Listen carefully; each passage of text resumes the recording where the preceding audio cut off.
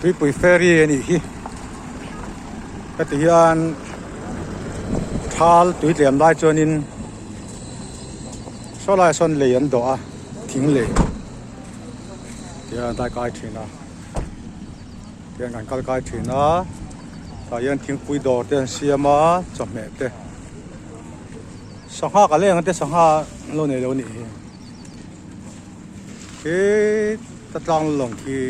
in lo lang ki tlang chip mi ki sai ha ko pe ra ni a ki pui ferry a thenin balloon la a thenin tuen cheng a sa then picnic tour balula te Pidan sala le sa pidaki kila da ya ke da ngasio da asio pidan ha kele mam problem ma train in suboka kara cheng ang ai thiam lo ti cheng ha tu lo wa thuk lo mà cái số đó cho số thu về thôi không eo lắm này in thao đặc là cũng lâu lắm rồi antar penas wilam kan hal le do này antar pen cái chú haro le mấy là rồi kan harau sia he kan pelangan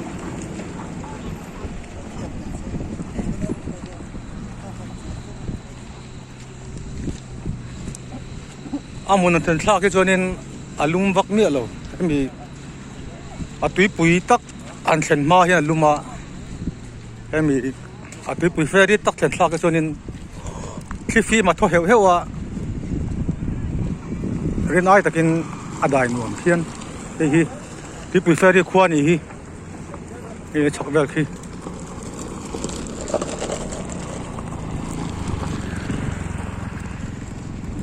so Hitachi in on sa balu tian la a tian son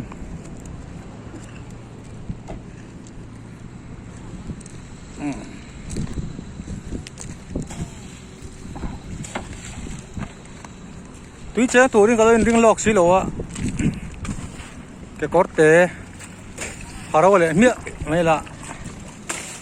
thamaya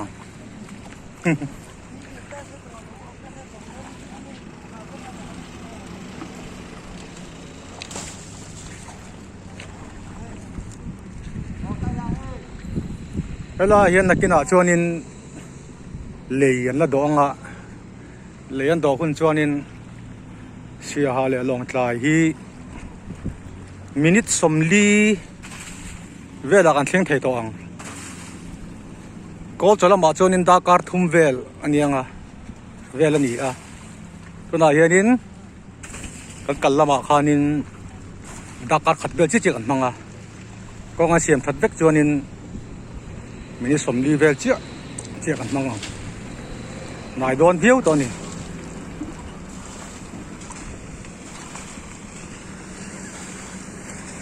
tầm bằng như thế là mấy mấy cái